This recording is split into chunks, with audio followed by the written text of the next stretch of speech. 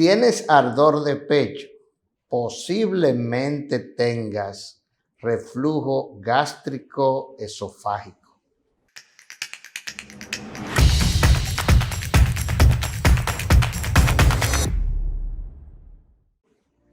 Yo creo que es importante que antes de hablar de este tema podamos definirlo. ¿Y qué es eso de reflujo gastroesofágico? Simple y llanamente es que el contenido ácido del estómago, que tiene mucho ácido clorhídrico y que tiene un pH de alrededor de 1.5 a 2.5, ¿no verdad?, pasa al esófago, y el esófago normalmente maneja esto eliminando por sus movimientos peristálticos, elimina normalmente ese ácido y lo envía de nuevo al estómago. Algo muy importante, esto puede ocurrir normalmente hasta 50 veces al día sin que esto sea malo, sin que esto sea patológico. Sin embargo, cuando supera la cantidad de 50 veces al día, es muy posible que haya o algún trastorno del esófago o algún problema a nivel de lo que llamamos el esfínter del esófago en la parte inferior. El esfínter es como una especie de compuerta, ¿no verdad?, que evita realmente que ese ácido permanezca o vaya o suba realmente al esófago y pueda finalmente quemarlo, porque el esófago maneja un pH que es, aunque ácido, pero tiende más a la alcalinidad, que es más o menos un 6, un pH de 6 realmente, que es lo que encontramos en el esófago. Entonces, ¿qué sucede? Por definición, nos queda claro que el reflujo gastroesofágico no es más que el ácido del estómago que entra o refluye o se va al esófago, y tristemente vamos a tener una cosa que se llama esofagitis. Algo muy importante, debemos diferenciar entre lo que es realmente el reflujo gastroesofágico de lo que es la enfermedad por reflujo gastroesofágico. Y naturalmente, ¿qué es el reflujo? Sencillamente que entre el ácido al esófago distal. Entonces, en la otra parte, ¿qué es lo que se llama una enfermedad por reflujo gastroesofágico? Cuando hacemos una endoscopía y en esta endoscopía, ¿no verdad?, encontramos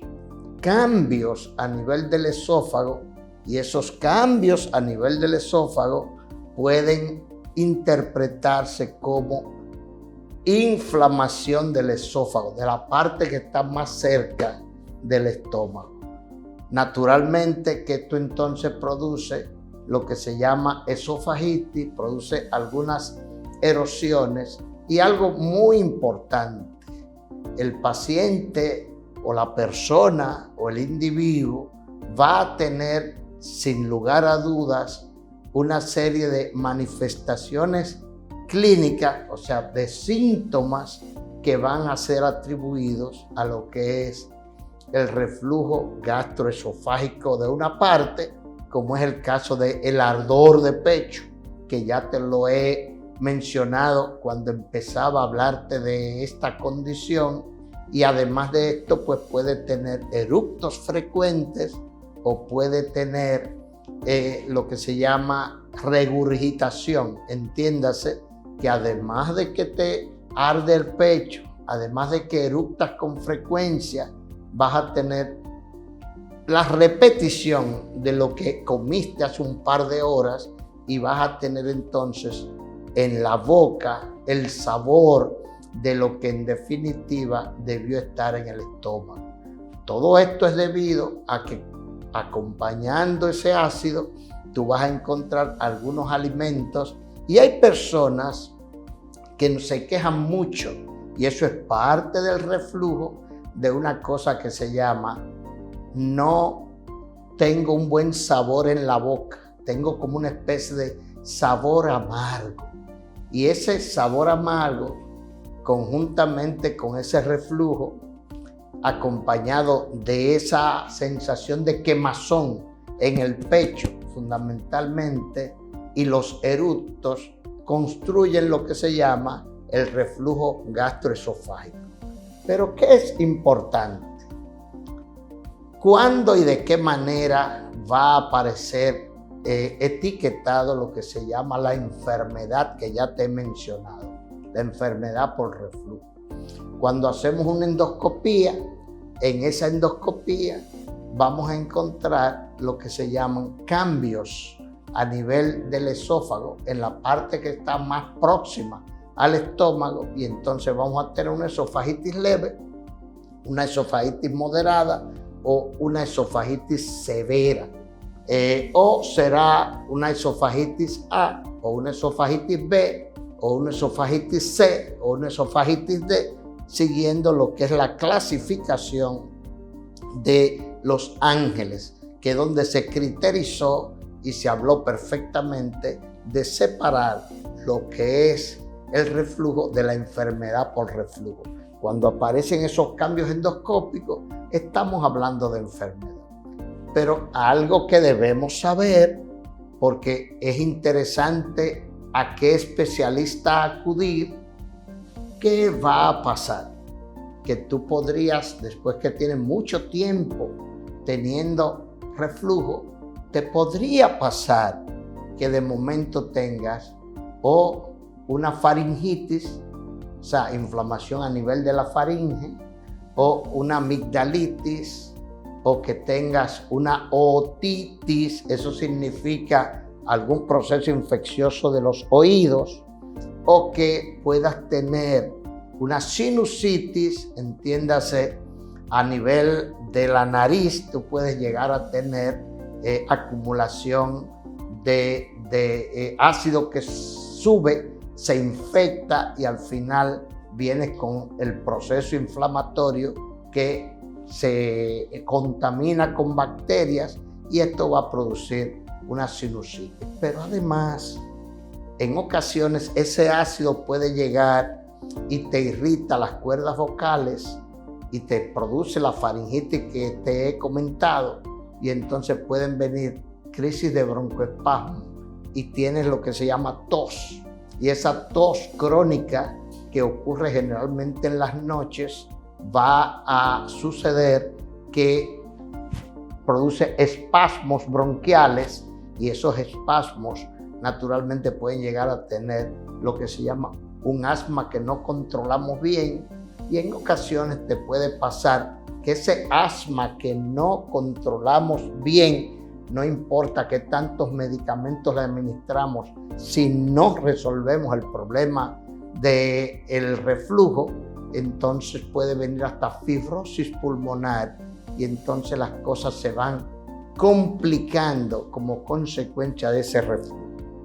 La pregunta es, ¿qué debemos hacer en el manejo, en el tratamiento? ¿Cuáles son las medidas más importantes que nosotros debemos tomar en aquellos casos en que tenemos el reflujo y tenemos la enfermedad por reflujo gastroesofágico? En esas circunstancias, nosotros podemos dividir el tratamiento en lo que se llama cambios en cuanto al estilo de vida del individuo, y de otro lado, algunos medicamentos que podrían ayudar a resolver el problema en pocas semanas, o por lo menos a controlarlo. Y entonces, ¿cómo y de qué manera modificamos el tema del estilo de vida o los hábitos de vida del individuo? Algo muy importante, si usted es obeso, debe entonces iniciar un régimen a los fines de lograr perder peso, porque esto puede condicionar al reflujo gastroesofágico y a lo que es la enfermedad por reflujo. Y de otra manera usted puede lograr, ¿no verdad? Disminuyendo de peso, que de alguna manera la presión que le produce el tener un abdomen distendido con una cantidad de grasa troncal a nivel de una barriga grande, que va a presionar lo que se llama un músculo que separa el tórax, el pecho, de la barriga, del abdomen, y entonces esa presión ejercida puede condicionar a lo que es el reflujo gastroesofágico. De esa manera, cuando usted pierde peso, esa razón de ser, obviamente, de alguna manera disminuye las manifestaciones clínicas que he mencionado anteriormente. Algo muy importante, además de esto, cuando usted come, debe intentar hacerlo no en grandes cantidades. No se pare de la mesa satisfecho, entiéndase, no se pare de la mesa harto, porque eso puede de alguna manera incidir en lo que es que se distiende y aumenta la presión del estómago, y naturalmente vamos a tener paso del ácido del estómago hacia el esófago posterior a haber comido. Igualmente puede suceder que usted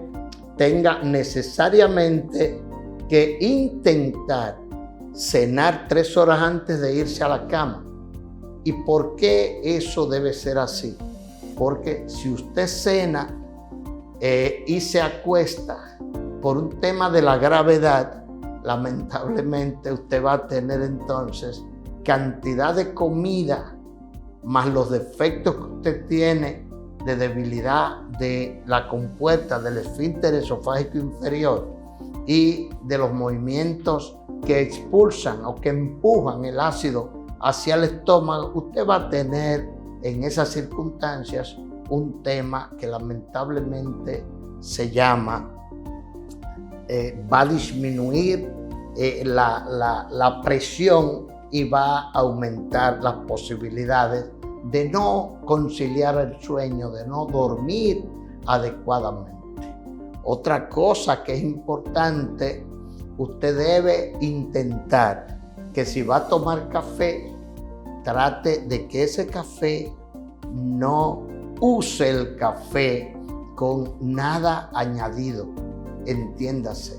los dulces en sentido general que llamamos carbohidratos, que están en las harinas en sentido